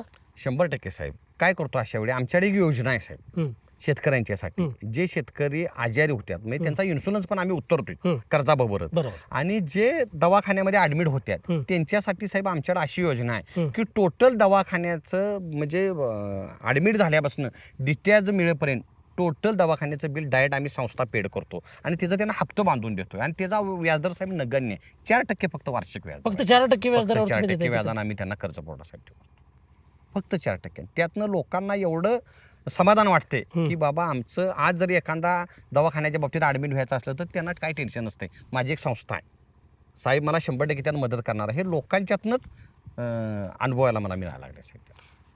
आरोग्याचा मुद्दा हा अत्यंत भावनिक मुद्दा असतो, कारण आपलं एखादं घरातलं माणूस बेडवर पडलेला आहे, आपल्या हातात पैसा नाही आहे. एखादं उदाहरण सांगू शकाल? काय होतंय साहेब, कोरोनाचा काळ ज्यावेळी सुरू झाला आपल्या महाराष्ट्रात म्हणजे देशातच आपल्या जगभरामध्ये जगभरात, त्यावेळी साहेब 2 वर्ष मी एवढा राबलोय कोरोनाच्या काळात. तुम्ही कुठेही अंदाज घेऊ शकता, कुठेही माहिती काढू शकता.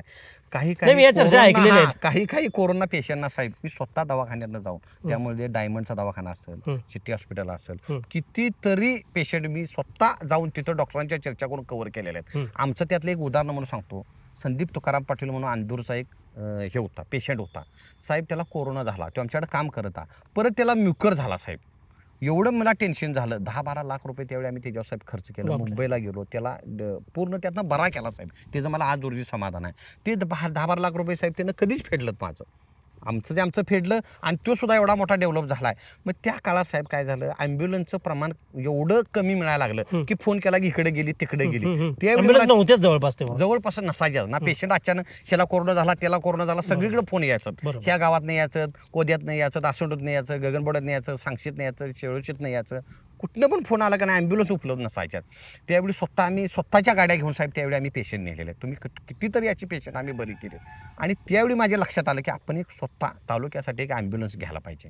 आता साहेब आम्ही स्वतः त्या ॲम्ब्युलन्स प्रश्नाची जाणीव झाली तुम्हाला तेव्हा? त्यावेळी जाणीव झाली नाही. 2 वर्षापूर्वी आम्ही एक ॲम्ब्युलन्स घेतली साहेब. बरं. आज त्या ॲम्ब्युलन्समधनं आजपर्यंत 912 पेशंट साहेब आज रोजी आम्ही नेल्यात. कालचा आकडा आम्ही घेतला आहे त्यांच्याकडून. 912 पेशंट असे आम्ही त्यातनं नेलेले आहेत. आणि नगण्य मोबदला डिझेल कोणी पेट्रोल टाकलं तर, नाही तर आम्ही त्यांच्यावर अजिबात हे करत नाही. कारण लोकांची जाण आहे, गोरगरीब जनता आम्ही बघतोय तालुक्यातली आमची आहे. त्यामुळे त्यांच्यासाठी मी ती समर्पित केली साहेब ॲम्ब्युलन्स. जेव्हा एखादा पेशंट शेतकऱ्याचा आहे, कष्टकऱ्याचा पेशंट आहे, ते पेशंट ॲम्ब्युलन्समध्ये घेऊन झाल्यानंतर जेव्हा बरं होऊन परत गेलेत तेव्हा त्यांना समोर विलास पाटील दिसतात. कसं बघतात मला फोन तुमच्याकडे? करतात साहेब ते. मला बघायची गरज नाही. मला काही पेशंट येऊन भेटतात. हं. साहेब तुमची ॲम्ब्युलन्स मला वेळेत मिळून म्हणून माझं प्राण वाचलं. हं. तुमची ॲम्ब्युलन्स मला वेळेत मिळाली म्हणून मी ह्या दवाखान्यापर्यंत फास्टमध्ये पोहोचलो. हं. त्याचा आनंद साहेब मला वेगळाच मिळतोय. आणि ह्या माध्यमातून माझ्या डोक्यात साहेब असं आहे भविष्यात हं. प्रत्येक गावाला ॲम्ब्युलन्स आपण साहेब द्यायला पाहिजे. तुम्ही गावागावांमध्ये ॲम्ब्युलन्स प्रत्येक गावागावामध्ये.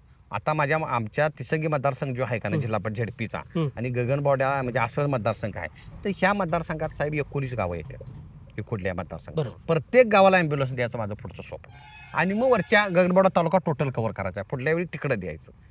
कसं होतंय साहेब, ग्रामीण भाग असल्यामुळं का नाही वेळेत गाड्या मिळत नाही. त्यामुळे हे विजन माझं महत्त्वाचं आहे. वेळेत प्रत्येकाला ॲम्ब्युलन्स मिळाली पाहिजे. मिळालं पाहिजे. आरोग्याच्या बाबतीत हा प्रश्न माझा 100% आहे आणि तो मी पूर्ण करणार भविष्यात. हे तुमचं विजन आहे. विजन आहे. कुठल्या ना कुठल्या माध्यमातून साहेब 100% ते पूर्ण करणार. मी अतिशय एका भावनिक चर्चेकडे जातोय. हे फार महत्त्वाचं असतं जेव्हा तुम्ही समाजकारणामध्ये काम करता, राजकारणामध्ये काम करता, तेव्हा ज्यांचे प्रतिनिधी म्हणून तुम्ही पुढे आलेला आहात त्यांच्याबद्दलचा कळवळा हा अत्यंत महत्त्वाचा असतो आणि तो विलास पाटील यांच्याकडे दिसतोय. मी चर्चेत पुढे जाईन. तुम्ही कोल्हापूर जिल्हा बहुउद्देशीय कृषीपूरक सहकारी संस्थेचं काम केलं. इतक्या लोकांना त्याचा फायदा झाला, शेतकऱ्यांना फायदा झाला, तुम्ही महिलांचं सुद्धा बँक असावे असं स्वप्न बघितलं, विद्यार्थ्यांना फायदा झाला. उद्योग उभा करण्यासाठी तुमच्याकडे काय योजना आहेत? एखादा जर मुलगा आला, तरुण आला. 100% साहेब आम्ही कितीतरी उद्योग उभा केलेले आहे. हं. आज संदीप डाकवे म्हणून एक आमच्या आंबेवाडीतलं एक उदाहरण आहे साहेब. तो काय करायचा, हॉटेलमध्ये कामाला होता. बर. त्यावेळी एवढं गट्स होतं की स्वतःच माझं एक हॉटेल पाहिजे, बर, स्वतः बर. उद्योग माझा तयार व्हायला पाहिजे. बर. असा दररोज माडी यायचा तो. फक्त तेजी क्षेत्र कमी असल्यामुळं, जमीन त्याचं उत्पन्नाचा शेअर्स कमी असल्यामुळं, स्रोत कमी असल्यामुळं त्याला आपण वेळेत मी त्यावेळी देऊ शकलो नाही. आणि ज्यावेळी कोल्हापूर जिल्हा बहुउद्देशीय स्थापना झाली तेव्हा माझ्या लक्षात आलं की बाबा आपल्याकडे जे रोजगारासाठी जे येतात तरुण येतात त्यांना आपण काहीतरी वेगळा रोजगारासाठी संधी उपलब्ध करून द्यायला पाहिजे. म्हणून पहिलं त्याला मी बोलवून घेतलं, साहेब तुला काय, तुझ्या डोक्यात काय स्वप्न आहे? तर त्यावेळी त्यानं मला सांगितलं की माझा एक स्वतःचा हॉटेल पाहिजे. मोठं एक हॉटेल तयार करून वाकरे फाटा म्हणून आहे का नाही, हो. तिथं स्वतःचा साहेब त्यानं उद्योग चांगला उभा केला. आणि मस्तपैकी त्याचा साहेब आता सध्या उद्योग त्याचा चालतो.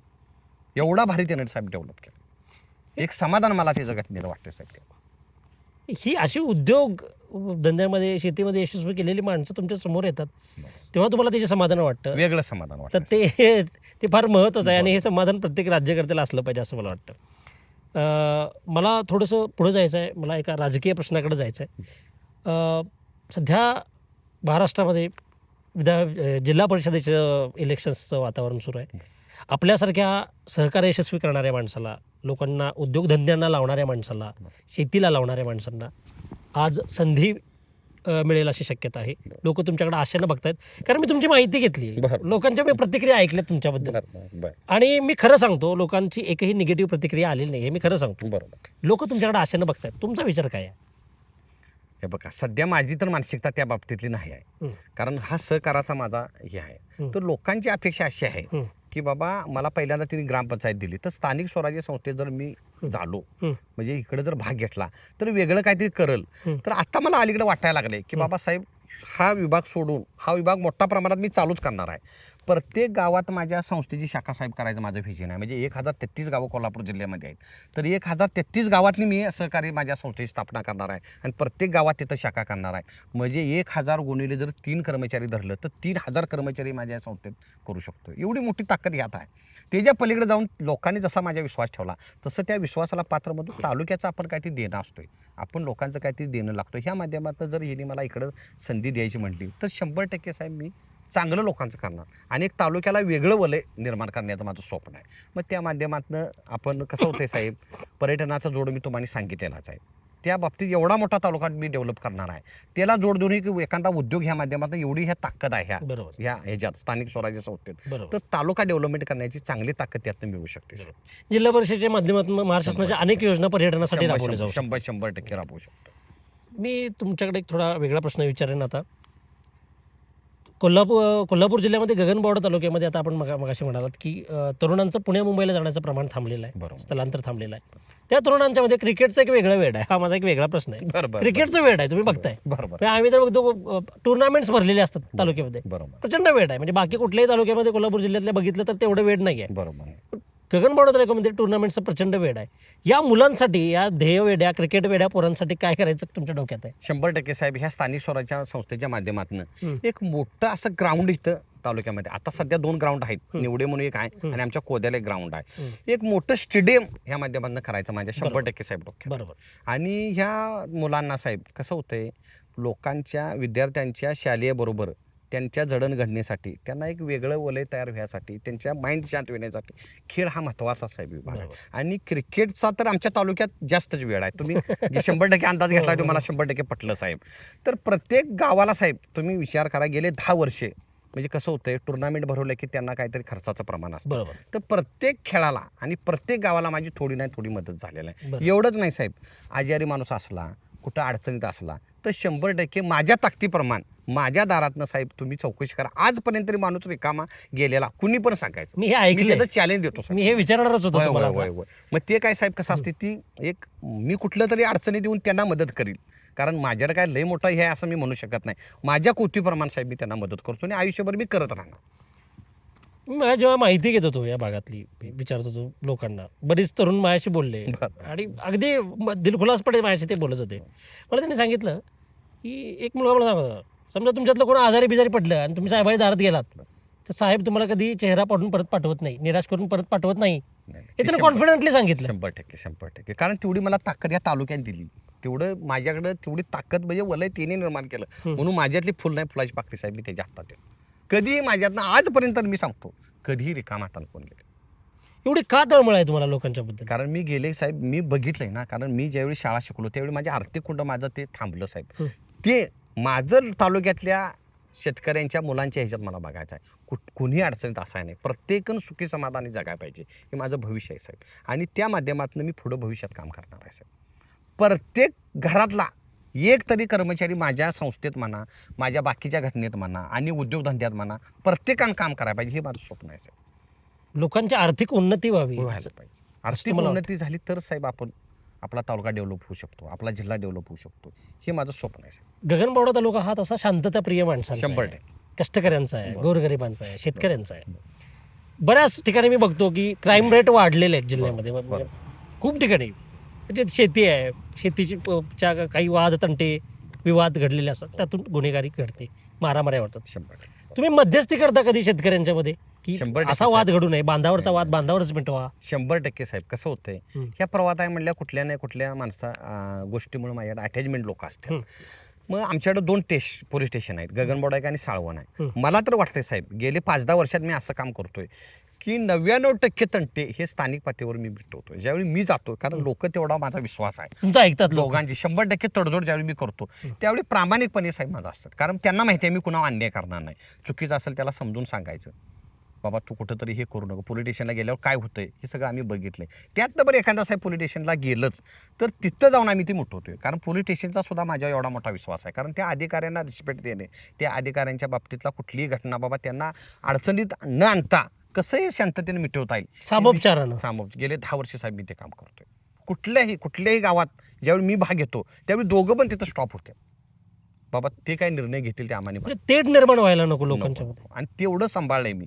त्यामुळं बाकीचा जे लोकांचा वेळ वाया जातोय पोलीस स्टेशनला, तो तिथं थांबला जातोय आणि बाकीच्या प्रगतीला चालना मिळते. त्यामध्ये गावं शांत राहिली पाहिजे. 100% गावं शांत. मधल्या काळात म्हणजे ह्याच्या राजकीय घटनेतनं बरेच तंट झालं, तर सामोपचारानं ते सगळं आम्ही मिटवलंच. कोल्हापूर जिल्हा बहुउद्देशीय सहकारी कृषी पूरक संस्था, हे मी ते का हायलाईट करतोय मगापासून, कारण ते खरंच मोठं काम आहे. कारण शेतकऱ्यांच्या आयुष्यामध्ये क्रांती आणणारं ती संस्था तुम्ही उभी केली. जनरली होतं कसं की कोल्हापूर हे सेंटर आहे, हा जिल्हा आहे, बरोबर जिल्ह्यामध्ये स्थापन झालेली एखादी महत्त्वाची सहकारी संस्था आणि तिचं एक्सपांडेशन हे जिल्हाभर चालतं. बरोबर इथं उलटं झालंय. इथं दुर्गम समजल्या जाणाऱ्या गगनबावडा तालुक्यामध्ये एक संस्था स्थापन होते बरोबर. आणि जिल्ह्याभर त्याच्या शाखा पसरतात. बरोबर ही किमया कशी झाली आणि गगनबावडाकरांना याचं काय वाटतं, याच्याबद्दल ही काय वाटतं? ताकद साहेब माझ्या कर्मचाऱ्यांची आहे. ही माझी हं. ताकद गगनबावडा तालुक्यातील शेतकऱ्यांची आहे. बरं.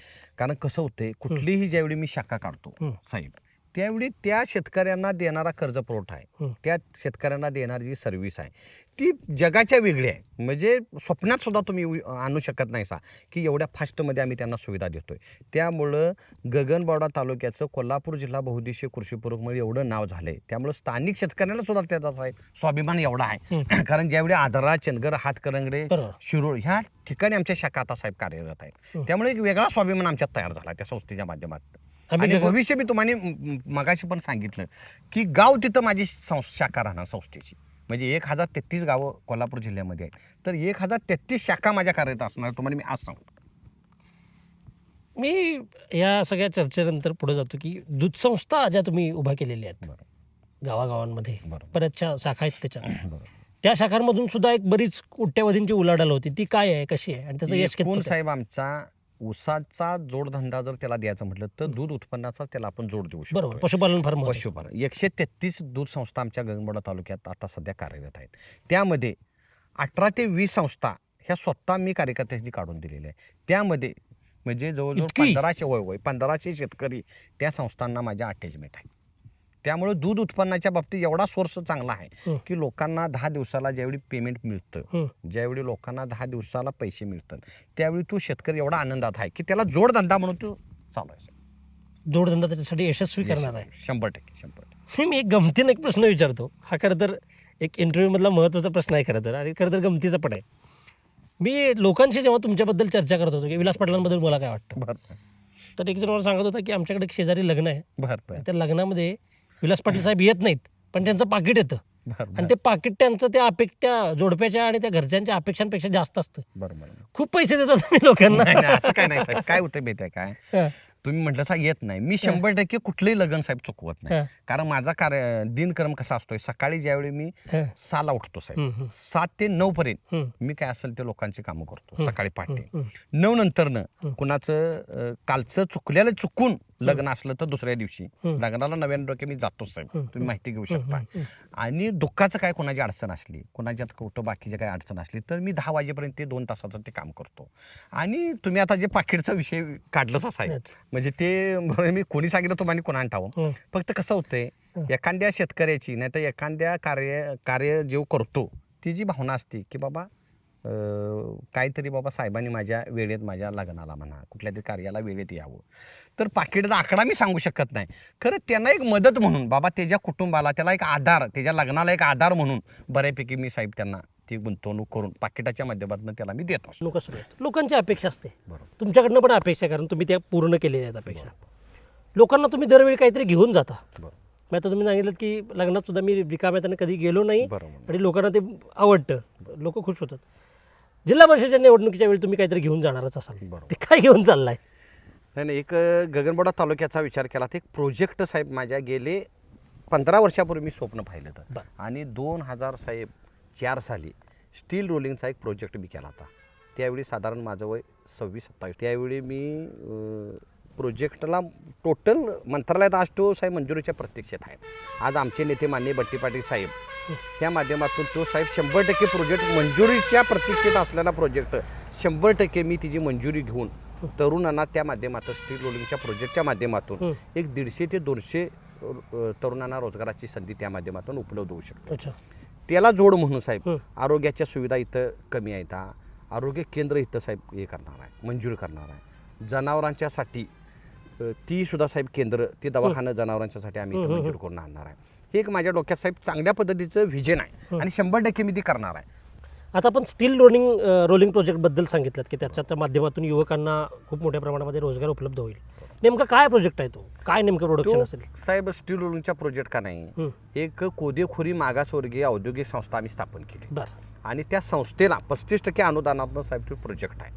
तो कच्चा माल घेऊन त्याचं पक्कं तयार करणे असा तो प्रोजेक्टचं वैशिष्ट्य आहे साहेब. आणि तो प्रोजेक्ट एवढा ग्रामीण भागात चालणार आहे की ज्यांना रोजगार नाही म्हणजे त्या माध्यमातून होणारं 150-200 तरुणांना ही रोजगाराची संधी होणारच आहे. तर कच्चा माल उपलब्ध करण्यासाठी वाहनांची गरज भासणार आहे, परत लोकांची गरज भासणार आहे. त्या माध्यमातून जसं माननीय बंटी पाटील साहेबांनी जसा कारखाना गगनबावडा तालुक्यात स्थापन केला आणि त्या माध्यमातून रोजगार निर्मिती झाली, त्याला हे दुबार म्हणजे जोड म्हणून हा प्रोजेक्ट चालू शकतो. बरोबर. हे यशस्वी करण्याचा तुमचा मानस आहे. 100%. आपण पशुवैद्यकीय आता दवाखाने उभे करणार असल्याचं सांगितलं, हे तुमचा एक विजन आहे. बरोबर. जनावर हे शेतकऱ्याच्या आयुष्यामध्ये किती महत्त्वाचं आहे? मग गाई म्हैस 100% साहेब काय होते, दुधाचा उत्पन्न आणि एवढा मोठा धंदा तालुक्यात आहे की पशुवैद्यकीय दवाखाना हा मोठा मी काढणारच आहे तालुक्याच्या ठिकाणी. प्लस प्रत्येक गावाच्या ठिकाणी जिथं गाव तिथं पशुवैद्यकीय छोटासा दवाखाना, त्या माध्यमातून जनावरांची संख्या वाढणार आहे आणि दुधाचं उत्पन्न एवढं मोठं वाढणार आहे. त्यामुळे लोकांचा प्रगतीचा आलेख 100% उंचावणार आहे.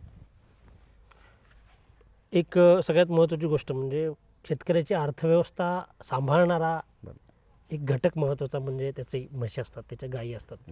या गायींच्या आरोग्यांबद्दलच्या अनेक तक्रारी आपण ऐकल्या असतील. असं कधी वाटलं तुम्हाला की बाबा ह्या अशा प्रकारचा प्रयत्न आपण करावा?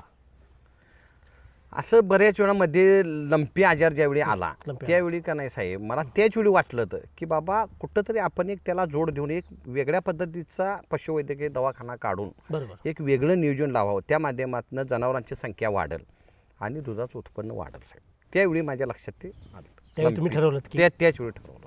मी इंटरव्ह्यूच्या शेवटाकडे जातोय. खरं तर बऱ्याच इंटरव्ह्यूमध्ये असे भावनिक प्रसंग बऱ्याचदा येतात, परंतु मुळात या देशाचा, या राज्याचा, या राष्ट्राचा कणा असणारा शेतकरी आणि त्याची जडणघडण या मुद्द्यांवर जेव्हा एखादा माणूस काम करतो आणि तो माणूस जमिनीवर राहून काम करतो, तो माणूस लोकांच्या स्वाभिमानाला कुठेही दुखावत नाही, त्यांना स्वाभिमान निर्माण करण्याचा, त्यांना अभिमान निर्माण करण्याचा ध्यास देतो, संधी देतो, तेव्हा ते काम नक्कीच हायलाईट झालं पाहिजे. आज मी विलास पाटलांशी बोललो, त्यांच्या एकूण कामाबद्दल बोललो, त्यांनी उभ्या केलेल्या संस्थांबद्दल बोललो आणि त्यांनी उभ्या केलेल्या माणसांबद्दल बोललो. या मातीचा गुण असा आहे की या मातीमध्ये माणसांना घडवण्याचं स्वप्न बघणारी अनेक महापुरुष जन्माला आले. त्या महापुरुषांची प्रेरणा घेऊन आपल्या मातीसाठी झगडणारी, आपल्या मातीसाठी लढणारी माणसं राजकारणातनं पुढे यावीत, हीच आमची शुभेच्छा नेहमी राहणार आहे. विलास पाटील साहेब, तुम्ही आमच्याशी बोललात, आमच्याशी संवाद साधलात आणि तुमच्या या एकूण प्रवासाबद्दल बोललात. तो प्रवास कुणाला तरी प्रेरणादायी असणार आहे याची नक्कीच आम्हाला खात्री आहे. आपण राजकारणात यावं अशी सुद्धा आमची इच्छा आहे, कारण लोकांची तशी इच्छा आहे. लोकांनी तो रिपोर्ट आमच्याकडे दिला आहे, तो आम्ही तुमच्याकडे देतो. त्याच्यामुळे तुम्हाला भावी राजकीय वाटचालीसाठी, सामाजिक वाटचालीसाठी आणि शेतकऱ्यांचा जो काही तुम्ही रथ चालवलेला आहे त्या रथासाठी महत्त्व मनापासून शुभेच्छा देतो. धन्यवाद. धन्यवाद सर. अशाच नवनवीन अपडेट्ससाठी डिजिटल कोल्हापूर चॅनेलला सबस्क्राईब करायला विसरू नका.